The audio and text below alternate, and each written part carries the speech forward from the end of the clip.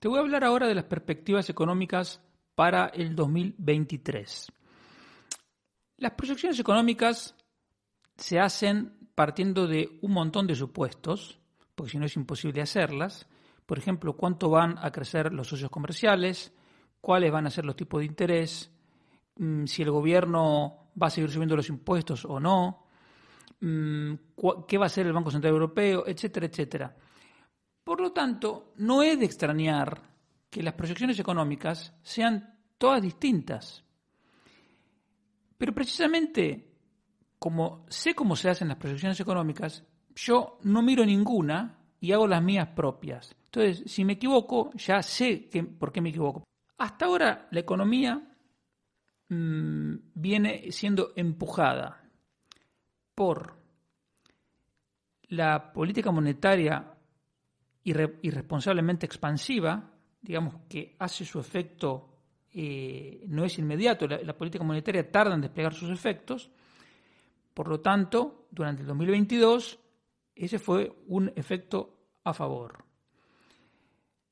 El tema del turismo exterior, que te lo digo creo que todos los programas, tiene un impacto muy importante porque son millones de personas que han llegado a España que hace un año no llegaban, por lo tanto eso se nota.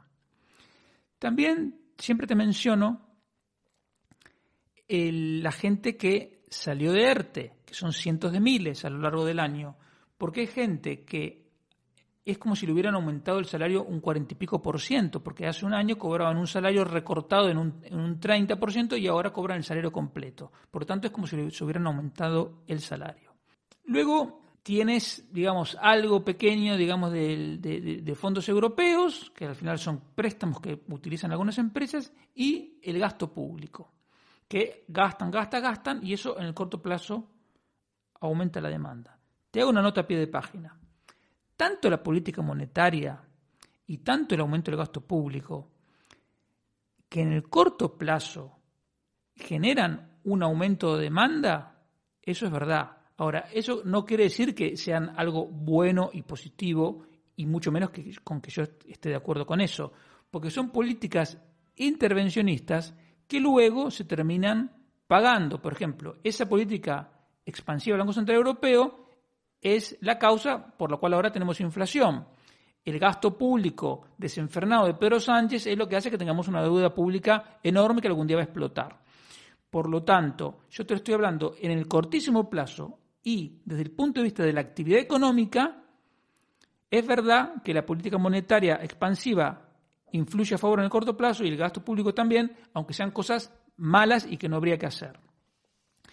El punto es que todas estas cosas positivas que están empujando a la economía, el año que viene no van a estar, excepto los fondos europeos, pero que tampoco es una cantidad, serían unos 20.000 millones de euros, que con eso tú no mueves la economía española. Piensa que es poco más que una nómina de pensiones, o sea, de un solo mes. Y además vas a tener cosas en contra. Por ejemplo, los asalariados están perdiendo poder de compra y el año que viene van a perder más poder de compra. Los principales socios comerciales van a estar en recesión. Y entonces, si tú simplemente con eso te das cuenta que la economía va a menos. ¿Cuánto menos? Mira, este año la economía en el 2022 va a terminar creciendo más del 4%, cosa que en un momento normal sería un crecimiento muy, muy sólido. Lo que pasa que es muy sólido porque venimos del subsuelo de haber caído con la pandemia. El año que viene yo creo que el crecimiento del PIB no va a llegar ni al 1%. No llega al 1%. Y por lo tanto, el consumo privado más o menos va a pasar lo mismo. Va a pasar de crecer en torno a un 4% a crecer, en el mejor de los casos, un 1%. Mi hipótesis es que después, a partir del año que viene, el 24 va a ser un poco mejor, pero hay que hacer todavía más supuestos y depende de muchas cosas. En primer lugar, en el caso de España, en el 2024, yo creo que ojalá tengamos otro gobierno, por lo tanto va a haber otra política. Y además, los desequilibrios en términos de déficit y deuda pública, por ejemplo, van a ser tan grandes que el gobierno que sea se va a tener que ocupar de eso, aunque no quiera. Hay otra cosa, esto es una cosa un poco técnica, el gasto público en el PIB no se toma en cuenta todo el gasto público. Por ejemplo, las pensiones no forman parte del PIB. Lo que forma parte del PIB es simplemente el coste de los servicios que provee el gobierno. Ese coste fundamentalmente se estima a través de los salarios públicos. Como los salarios públicos van a perder poder adquisitivo, tanto este año como el año que viene, el consumo público en las cuentas nacionales se va a reducir. O sea que para el crecimiento del PBI también va a restar. Y en términos de empleo, cuando cae el crecimiento, cae también la creación de empleo. Entonces, el empleo va a pasar de crecer un 3 y pico % este año a crecer alguna décima el año que viene. Alguna décima. Eso quiere decir que la tasa de paro de aquí al 2023 y al 2024 va a quedar planchada, va a quedar más o menos como cuando tú hagas el promedio del año, te va a dar más o menos lo mismo. Porque no se va a crear empleo, o sea, va a haber meses de creación de empleo, otros de destrucción, así, pero al final tú vas a comparar, va a ser el promedio y vas a estar más o menos en el mismo número de gente. La inflación, que este año rondará 9% o más en diciembre, terminará el año que viene cerca del 4%, que va a ser un alivio, pero el 4% sigue siendo el doble que el objetivo del Banco Central Europeo. Una inflación, digamos, razonable, recién hay que esperarla para el 2024. Los salarios, como te digo, van a perder poder de compra, tanto este año como el año que viene. En el 24 a lo mejor repuntan un poquito. Y la parte más preocupante es la del déficit fiscal. Mis previsiones son más pesimistas que lo que publicó el Banco de España. Yo creo que el déficit de este año puede rondar el 5% y que el año que viene no me sorprendería que superara el 6%. Es decir, que el déficit este año podría ser alrededor de 70.000 millones de euros. No creo que llegue a tanto, pero podría ser.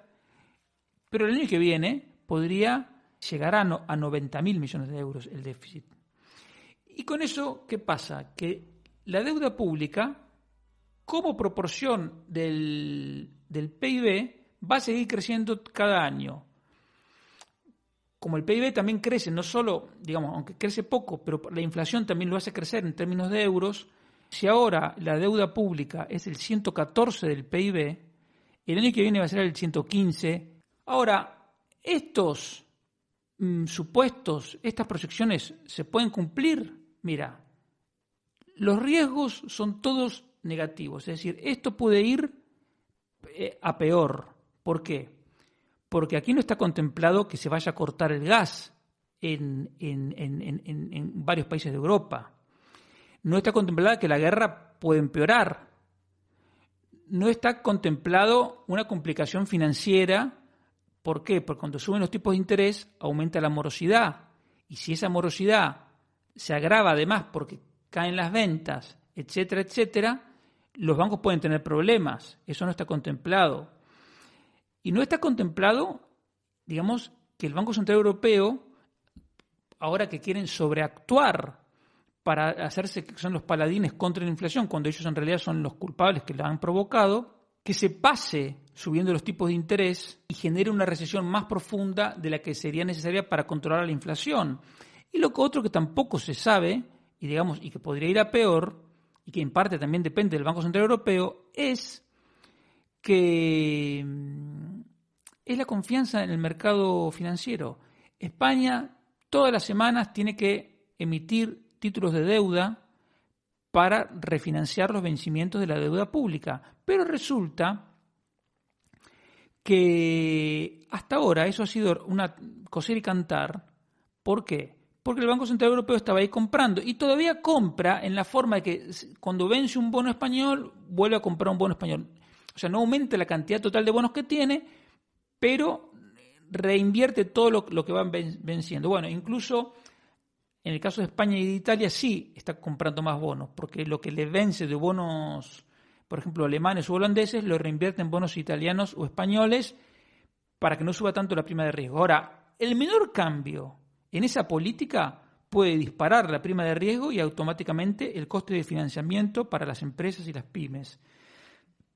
Entonces, esto que te estoy diciendo yo, de que el PIB el año que viene no crezca ni el 1% y una tasa de paro planchada y un consumo privado que crezca y un empleo también que crezca algunas décimas nada más, es casi te diría lo mejor que podemos razonablemente esperar. A lo mejor, no sé, mañana los árabes se levantan con un espíritu de solidaridad y dicen vamos a aumentar la producción de petróleo para que baje el precio, Putin pide perdón y se termina la guerra, etcétera, etcétera. Entonces, bueno, es un cambio a mejor, evidentemente, pero dentro de lo que podemos esperar razonablemente, esto que te estoy diciendo es lo mejor que podemos esperar. Por eso, esto, digamos, tú concretamente, ¿en qué te impacta? Que te andes con cuidado. Eso quiere decir que si estás pensando en ampliar tu casa o estás pensando en endeudarte o cambiar el coche o cambiar de trabajo, que te andes con cuidado. No digo que no lo hagas, pero que estés muy seguro porque puede haber más problemas, las empresas pueden tener más problemas de lo que se está pensando. Entonces, va a ser el 2023 un año para esperar y ver. Y si en 2024 cambia el gobierno y el comunismo deja de gobernarnos, pues entonces podríamos ya tener otras expectativas mucho mejores. Pero por ahora, lo que te puedo decir, honestamente, dentro del margen de error propio que puedo tener, es que la economía que se ve hoy para el 2023 es una economía de, ojo, estarse con cuidado, ser prudente en el gasto y si puedes ahorrar, tanto mejor.